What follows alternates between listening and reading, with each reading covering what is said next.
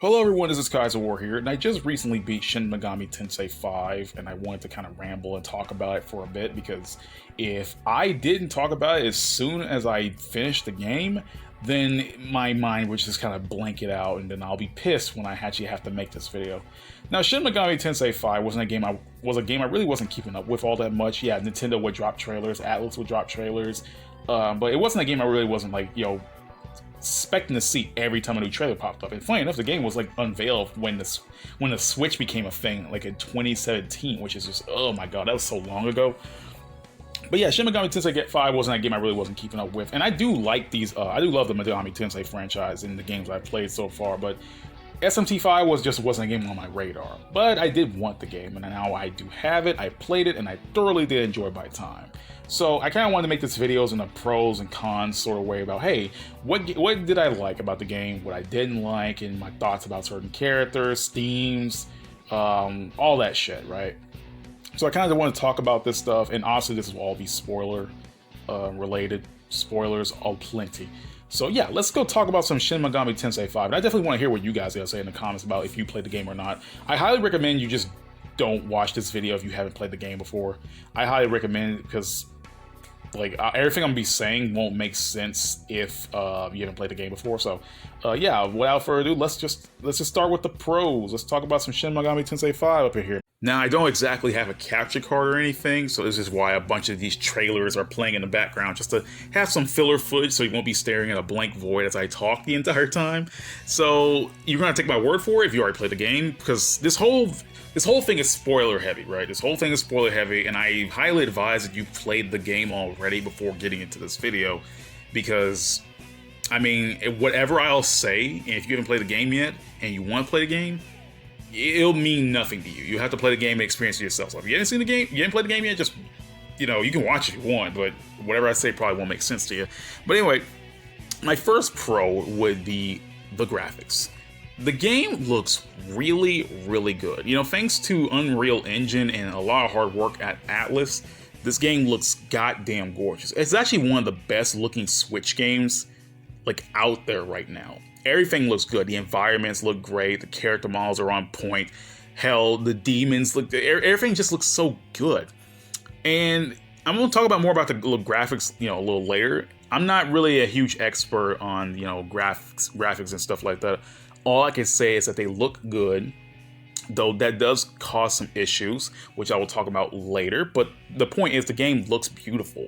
And for what the hardware they're using for, I'm not saying the Switch is underpowered or anything, but the Switch is not a PS4, it is not an Xbox. So, you're gonna have to, do some workarounds for stuff like that in regards of, playing on system. But I believe it works really well. Like, it looks so good. And this game's definitely made for the Switch. It looks good. Anyway, another pro I like for this game is the OST. And nearly every Megami Tensei game has a great soundtrack. So I can't really... I feel like I'm just speaking into the void in this one, because it's like, of course, the OST is good, but I particularly like SMT5's soundtrack. Like, every boss theme, actually not even just every boss theme, every battle theme you come across, hell, a bunch of the overworld themes are actually really good, and they especially fit the atmosphere. One thing I believe that SMT in general, and mostly the mainline games, excel at is just this atmosphere. Like, it's hard for me to describe it, but like, it's just, the music really fits this whole desolate, destroyed world full of monsters and demons and anyone out to cut your head off.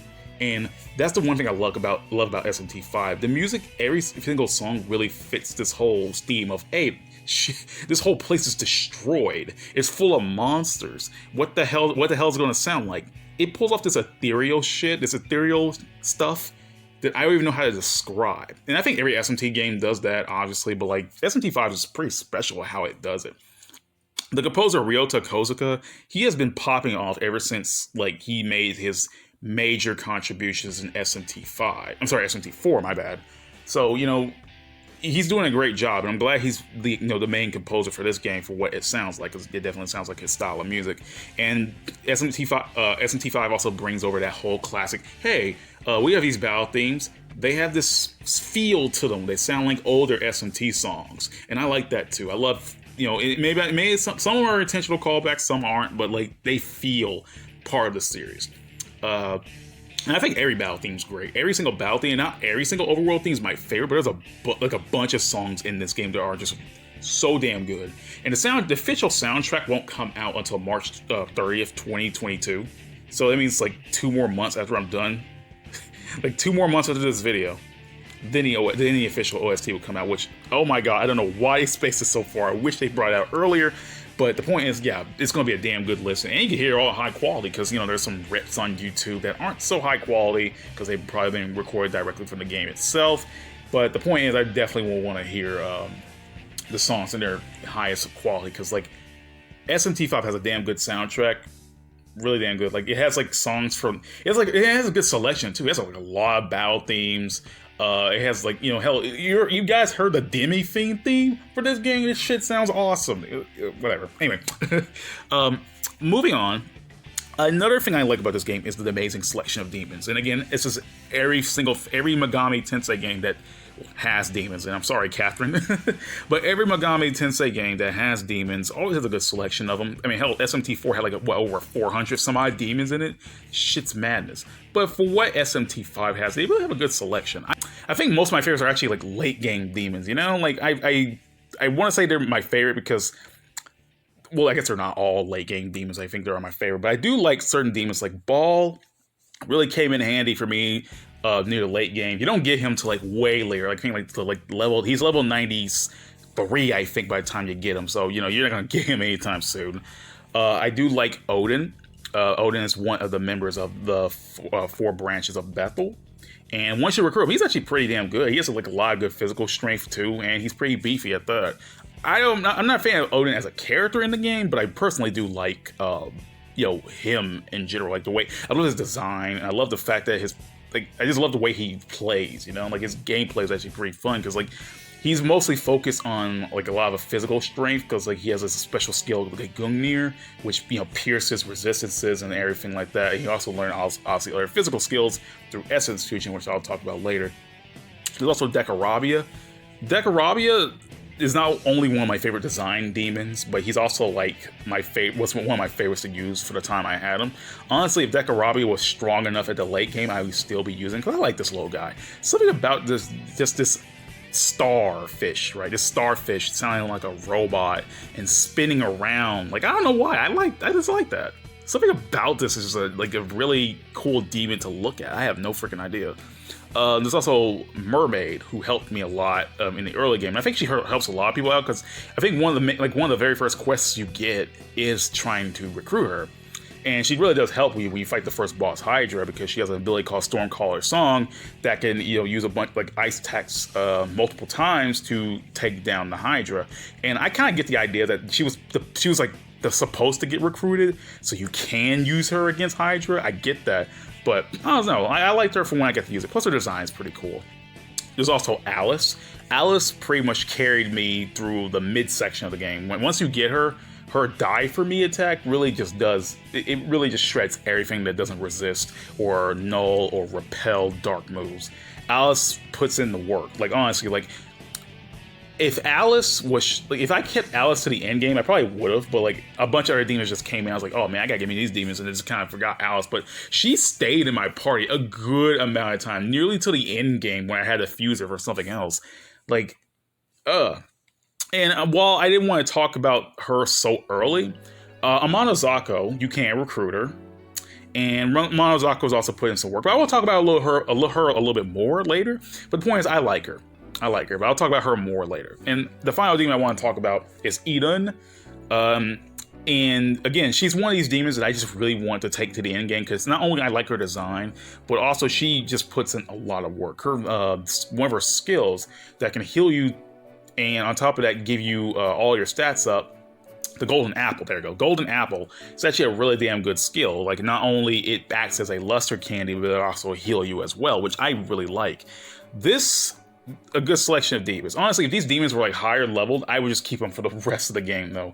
Because like, these are my favorites, honestly.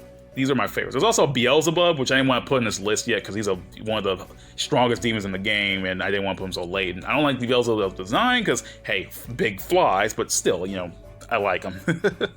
One other thing I like, and I think this applies to all SMT games, but this one really applies to this game, is the strategy and planning you have to do for certain boss fights.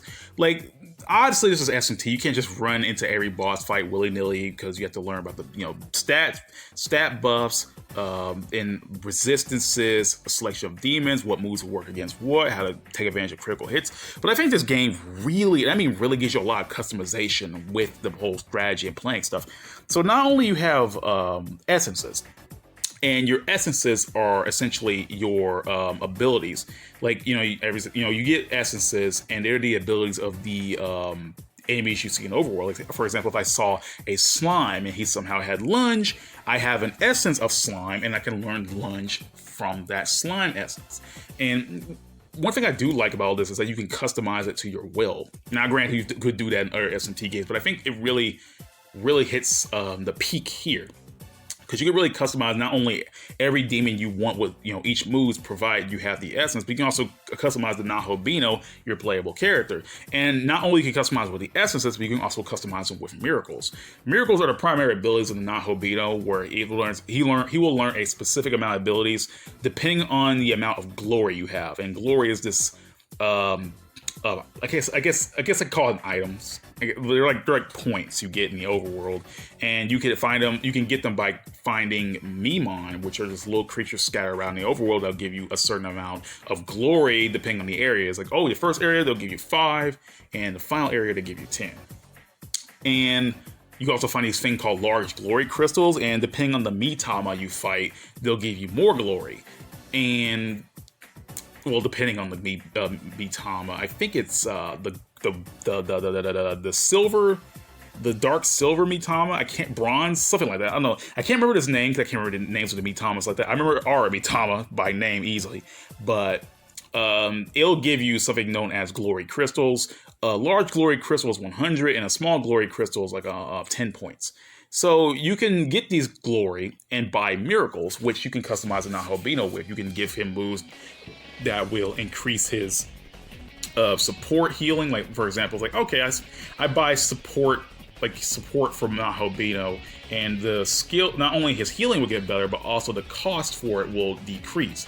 Stuff like that. And like, it happens for nearly every skill in the game. You can also corner demons and demand money from them. You can increase your Magatsuhi gauge really further, which is essentially grants you extra abilities. For example, there's like the ability you get in the beginning of the game called the Amogi Toki Critical, or Amogi Toki? I can't remember. So anyway, the point is the move gets you critical hits like for the whole entire turn. And I think that's pretty much the only usable one in the whole game, not gonna lie. Because criticals honestly grant you extra turns if you land them properly. And like, okay, yeah, Amogi Toki Critical is actually the best one in the game. There's other good ones, but that's just the best one, and it's been used. You literally get to the beginning of the game, and it stays with you ever since, man, I swear.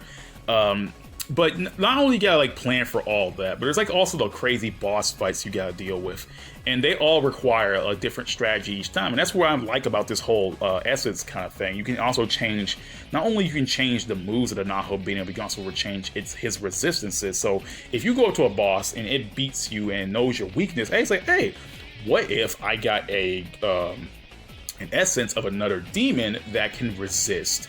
But let's say like, okay, what if I fight a demon, right? And the Nahobino is weak to electricity. Okay, I can just get me an essence that either repels or nulls or just anything that saves me from being killed by electricity. And you can do that.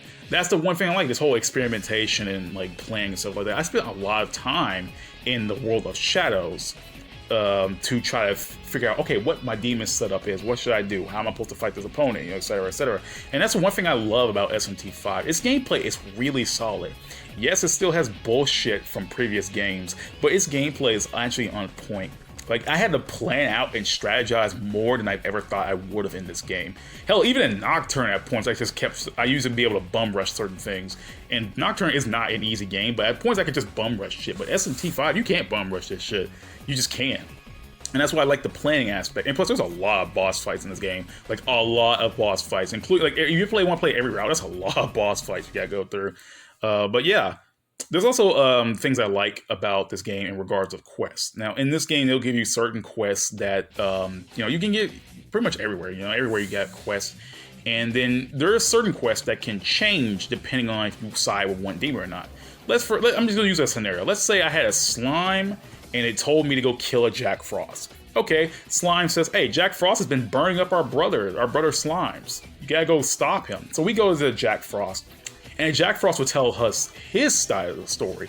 He'll say, "Oh well, this slime here has actually been just jumping on our Jack Frost and converting them into slimes." Or I'm sorry, Jack Frost has been converting us into slimes. What's happening? We don't like this. You gotta go stop them. And you have an option that you can either side with one demon to beat the other, or side with the one you're told to kill and go back and kill the other. I like that kind of stuff because it shows you your choices do matter, and you do get different missions based on that. They're not all of them happen that way, but there are a good amount of them that actually give you a choice to beat who you want to be. And if you do well enough, hey, you can get to recruit them too, or be able to fuse them. I like those choice-based missions because it actually say, oh, you can't really trust the person, and it actually tests your morality of sorts. It kind of tests you on, hey, which demon do you want to side with, and do you believe that this demon's in the right? And I kind of like that. I love when they do that kind of shit. Even if it's slight, I like it. Another thing I like, and some I don't like, but it gets better later, is the demon negotiation. Now, during this game, obviously, this is an SMT game. You could just talk to demons and recruit them, and you have to barter with them. I like the demon negotiation because they give you a lot of conversations, and depending on the demons you have on hand, they can have a conversation with another demon of yours. I like that. I never got to experience it much myself because I never really had a demon that on my party that was able to talk to another one, and I couldn't really figure it out because I probably had to look up a guide or something, which, the game's still fresh, so there's not really a guide out there. But whatever it did happen, it was actually pretty cool because you obviously learn a little bit more about the demons and their lore and how they relate to certain other demons. But one thing I hate, and this is the pro list, I'm sorry, but one thing I hate about demon negotiation is the amount of Maka they want from you. Like, I get it, this is, they always wanted Maka from you, but in this game, they just really just drain you of your Maka, man. It's crazy. Like, this game's already really stingy with money as it is. It gets better as the game goes on, but even so, the maximum amount you can make, the maximum amount of Maka you can make for one battle near the end game, like by singular battles, is 1,000. 1,000 around that range, and like, ugh. And they always want Maka from you, and you need Maka obviously to fuse the demons, and et cetera. But like, when they want you to get items, everything's much better if you have those items, especially if you have a life stone to throw away. Ugh. But yeah, planning. It's also a lot more strategizing and planning. You gotta plan out what demons do you really want that demon so bad that you can cost you all your money.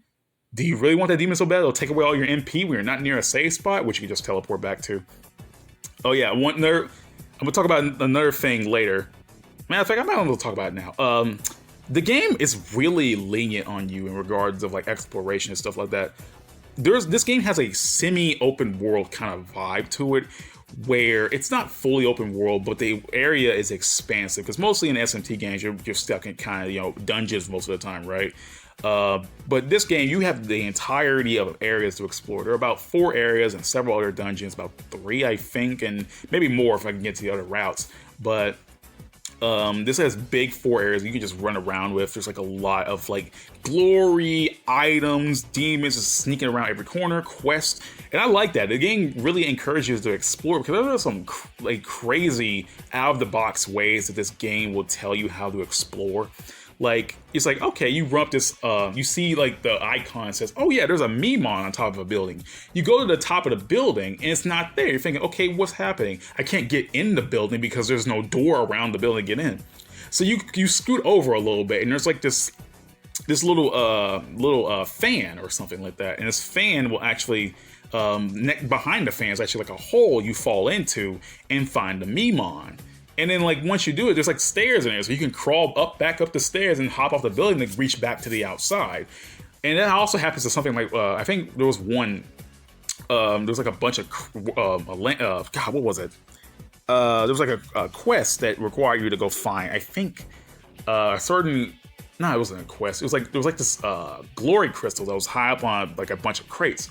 And you go to the things like, how am I supposed to reach that a bunch of crates? And it's like a roundabout way. You gotta think, oh wait, if I walk all the way over there, walk up this place, and hop over there, and then jump onto this certain crate over here, it's right there. Like it's hard to describe without showing you like a visual of it. But the point is, it's really cool how this game really encourages you to explore everywhere, and I mean everywhere. Like this game, I've like you can just pass the game and not even give a shit about the exploring, but like it's actually pretty cool. And another thing I like that about this game is how they like integrate some boss fights in it. Because like there's some boss fights you can just find in the overworld. They're just there, right? Like you can go walk around, it's like, oh shit, look, it's a Hekatakai Harris. It's just sitting in this hole here. And if you could kill the Hekatakai Harris, you can actually walk around the world and it's like, oh, there's a quest. And it tells you, oh, you have to, and the quest getter says, oh yeah, I want you to kill Hekatakai Harris here. And he's like, oh, I already killed that thing. You just don't have to go over and kill it. Because I remember playing this old game that, like, you know, if you kill a certain enemy and you get the quest afterwards, you have to fight that enemy again, which is really dumb. But yeah, I like this game's open world exploration, and I like that it really encourages you to go out of your way to go find the crazy shit in the nooks and crannies of the world. I like that. It's kind of crazy though. It's not open world, but it's semi-open world, and it's big enough to like make you think, how do I fight that demon way over there? How do I, like, another thing I like is like how the demons are just all around the world, you know? You don't have any random encounters in this game at all. No more. Random encounters are gone. You just see the demons roaming around the overworld as if they lived here all their lives, which they have. And you can just like, oh man, and it's crazy seeing the scale of some of these demons. Like some of these just look freaking huge. Like one of the first demons you find that like really showed their like height is like Oyamatsumi. He's like a big rock monster, and he's freaking huge. And when you fight, he's like level 40, and by that time you're like level 8 to 10. And like I was like, oh man, I gotta come back later. And the game also encourages you to come back later and to fight some demons that you missed before. Again, love it. But SMT5 isn't without its flaws, and it does have quite a few, but not too many overall. Like the overall ruin the experience for me, but it does drag it down somewhat for being like this amazing game. For one thing I want to talk about before I get into like one of my first cons is like, hey, the game gives you a lot of tools to work with. Like it gives you a lot of tools, as I mentioned before, the whole glory and the essence stuff. But it also gives you a bunch of items that can help you out. For example, you have gems. You have gems and shards, which it'll basically grant you the ability to use certain skills on enemies. Like for example, hey, I got a fire gem, I could use a fire skill on an enemy. If I have a fire shard, I can use a weak fire skill on all enemies, stuff like that. You also have mirrors, which reflect attacks, which like, hey, if this enemy's about to hit me with a big attack, I just reflect it back with an attack or a magic mirror. There's also dampeners that can nullify attack for a turn, but you have to be careful about who you use it on because you never know what's going to happen, right? But and even though this all is really good, there's some boss battles, like a lot of the boss battles in this game really take a while. Now, depending on the boss battle, it's not so bad, but like it's a real waiting game. It's like a struggle to survive. I think just the majority of the boss fights, like most of the story of boss fights, have a lot of HP. Like a lot of HP, and it can get really disheartening when they kick your ass, right? Like I want to talk about I don't want to talk about a specific boss fight or anything because this is not the point of the video, but like I can say most of the boss fights, it's like a struggle to survive because like this game is, you know, still difficult at the end of the day. Even on normal mode, the game is actually pretty tough, you know. But a lot of boss fights have way too much HP, and it gets like aggravating after a while, especially when you get so close to beating the boss fight and they kill you at the last minute with some bullshit. And that's happened to me so often. Like I had granted, it gives you a chance to go back and plan out some things the next time you fight it. But on the other hand, it's a drag, you know. It's honestly a drag for some of these boss fights. And I wanted to fight every boss I came across. I really did because A, the experience I got was a lot, the money I got was a lot, and hey, you can get a chance to recruit a demon or unlock a new area or do something else or unlock a new fusion, right? But it's just, some of these are just way too much HP. And some of them just have way too much attack for some bosses. And it's a waiting game. It's a tough-ass waiting game. And it gets worse as the game goes on because the enemies, obviously, you know, they get stronger, they get more HP, but they just balloon out of control, man. Like, it's, again, I'm not gonna talk about any specific boss fights because there's just like so many of them, but a lot of them have way too much damn HP. Just way too much. And that can really ruin my experience because like sometimes I'm just trying to get past this boss fight, but it's taking so little damage. And even with me enhancing all my skills to the maximum, debilitating them or dropping their stats or dropping their defense or using like all your items, it's still tough. Even with the items you have, granted the game gives you a lot to work with, but still like ugh. Another thing I want to talk about is the actual story and characters. I'm not going to go into like mega detail about all this, but the point I want to say this: the story of SMT5 isn't good. Like it's not bad. Like it's not a bad story, but it's not anything good. Like it's hard to describe it. The story itself is weird. Like I don't know how to describe it. Like not weird as in like, you know, weird like crazy wacko things that happen. No, I mean like weird as in how it's told and how it's presented to us. Things just happen, right? Like things just happen and there's like no explanation for certain things, or when it explains some things it either comes in too late, or when it explains some big plot twist, it doesn't really get any focus. Like there's some characters that just drop some hints and shit, like in the most nonchalant way, as it's like, wow, that should have been really important. Why you didn't tell me that? Or characters will just come in out of nowhere. It's like, oh yeah, I'm here. I've been here the entire time, and now I'm super important, even though I haven't done anything the entire game. Like, I like the concept of SMT5 though. I like the concept of the Nahobino, about how the Netherworld came to be, about how it could possibly be connected to SMT3 Nocturne. I like the ideas of all these gods ruling one part of of the world, and them coming together to try to figure this out, but they don't want to agree with each other. I like the concepts of SMT5, but they don't execute these concepts well enough. Like, I especially like the concept of Nahobino, just being this condemned being that anyone could be if they have the knowledge related to the god they have, and they can ascend to become a higher being. I like that shit. That shit sounds sick, but the game just does not execute it well enough. I mean, there's some things that do happen that are cool, but these cool moments don't have the backing to them, if that makes sense. Like, they don't have the extravagance and the backing that requires them to be like these mind-blowing moments that will last with you. But SMT5 just kind of drops shit on you without either explaining it, or they'll just say things or another thing. Another thing I don't like is the characters. Now, I don't hate all the characters. I don't hate these characters, but I don't find majority. I mean, like 95% of them particularly interesting. I think the one character that's not a demon or a god or anything like that I've really gotten attached to was Ichiro Dazai. And that's where the 75% of the game where I actually oh yeah, they actually gave him some focus. They actually talked about, he actually brings up why he feels weak and why he needs power. And then, he talks to Abdiel and about how he wants her to be his mentor. And she, says, hey, look, the Lord's power is absolute. You kind of need to, throw all your faith into the Lord, you'll gain strength, you'll gain faith, all that. And Dazai felt like a character they really put the most focus on, because when you look at the other characters, you look at Yuzuru and he's very bland as a character. Very, very bland. Even his voice acting is bland. And you feel like he should be someone more important, but they just kind of did nothing with him, really. I mean, they did stuff with him, but nothing major, right? And then you look at his sister Miyazu, whose whole story is locked into a side quest. And granted, you get more story on her, but I don't find her particularly interesting at all. And that goes for Tao, and who only becomes interesting later. You don't really see her most of the game because she kind of, spoiler alert, dies and comes back as a Pangea or a god something. And then you got Sahori, and you feel like she would have been important, but she dies 25% into the game. So there's that. And even other characters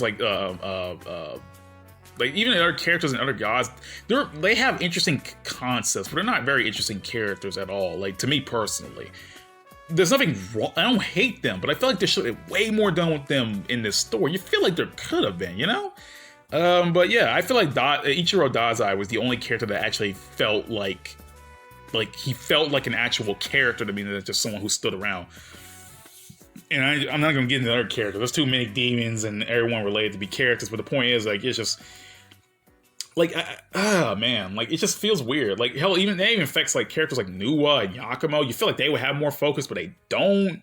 Like, all these characters just pop in and just, you know, they're just there. It's so sad to me. Like, they're just there. Another con I have for this game is like some slowdown and texture pop in. Nothing major, really. There's some slowdown when you open the menus of the games. There's too many demons on the screen, the game will slow down. Very rare occasions where the game actually has some slowdown. It's not anything major. It's honestly pretty manageable. Texture pop in is not something I honestly care about because, like, you know, I mean, I'm not really kind of a graphics person like that. If the game runs perfectly fine and I have no issues, and if the game's running doesn't affect the actual gameplay anyway, I'm cool. And the slowdowns and whatnot and all that shit, they really don't affect SMT 5 as a whole. So it's not really big of a con. And I think that's everything I actually wanted to say. Like, the game really, like, gives you a lot to work with. Hell, they even give you the ability to teleport back to the goddamn, these things called ley line founts, where you can basically teleport all over the map, which is actually really goddamn cool. I like that. Plus, everything's in the ley line fount, like stores, business, like you can go like sell your items there, you can heal your party, everything's in the ley line fountain. I like that. It's just damn good. Yeah, that's pretty much it. I think another thing I don't like about this is that it has an overworld. Like, it has an overworld like, you know, other previous SMT games have, but you don't do anything in the overworld, really. You don't run around and fight in a random encounter battle. You just go from one place to another when the game wants you to go there. Like, I feel like the overworld could have been used for something. Like, hell, it could have been used like in SMT3 to put some slight random encounters there, but you couldn't because the story doesn't need it for that, because, you know, demons don't exist in the real world. They exist in the netherworld, and the only time the overworld's used is in the real world. So yeah, that's a weird one, but yeah, that's that. Sorry, this is a post-recording sort of thing, but I wanted to talk about another character that I really liked that I didn't get to talk about when I was talking about the characters, that being Amanozako. Now, Amanozako is, I think, by far my actual favorite character in this entire game, because her bubbly, curious energy just got to me, you know? Like, a lot of people I see on social media find her annoying. I don't know why, because Amanozako actually brings a lot of energy to this game that I really did like. I wish she got to be with you more outside of just being a navigator at times. But what she's done was actually pretty good, and it's always nice to have her around, especially when she wants to fight items. I think some people found her annoying because of that, but I personally didn't. I like at first that she kind of like, you know, it's like, oh, I didn't save you because I like you or anything, Baka. But I do like after a while she becomes really helpful to you. Even if Aogami says, young man, you don't trust demons. They act kind to manipulate you, but I don't know, I really did enjoy Amanozako. She just has this energy about her that I really do like. She seems like a bubbly dork, and I love it.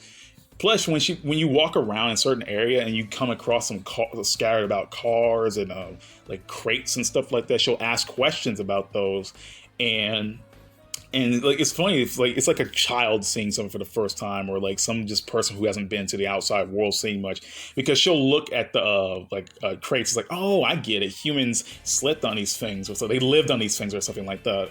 And I find it funny because, like, she acts like she knows what they are, but then she seems genuinely curious. I like that. I don't know why. I feel like there should have been more to her. I really feel like her side story shouldn't have been like a quest. I feel like they should have been main story deal, because I definitely would have loved having her as main story instead of her being an optional character you can recruit. That kind of blows, but I still like having her around, honestly. Like, when I got her, well, I didn't use her much in my party, but I wanted to. And I tried to the best I could, but I just couldn't give enough essences to her to have her skills the way I wanted to. But, you know, when I play the game again, I'll try to use Amanozako as much as I could, because lovely character. I love her so much. You know, I think she's like outright my favorite character in SMT 5 in general, just like my favorite. Now, I also wanted to talk about DLC, but to be honest, I didn't buy any of that DLC because I don't see the reason to buy demons, to be honest. I mean, I see them to buy them for like the novelty sake that you have them, but at the same time, like, what's the point of me buying someone like Artemis if I'm just gonna fuse her away anyway? And I feel like these demons definitely should have been in the game already, especially the fiends. I guess I get the fiends being DLC and honestly the demi thing being DLC as to call back to SMT3, but I don't see why characters like Cleopatra, Artemis, and Mephistopheles have to be DLC. I feel like they should have definitely been in the game. Like, there's no point in me paying money for that. No way. Oh man, I hate game companies these days for dumb shit. But yeah, that was my thoughts on Shin Megami Tensei 5. If you played the game, I definitely want to see your comments down below. I definitely really had fun with this game, and if you guys had your thoughts, I definitely want to hear those too. So without further ado, I'll see you all next time. Peace out, everyone, and I hope you all have a great day.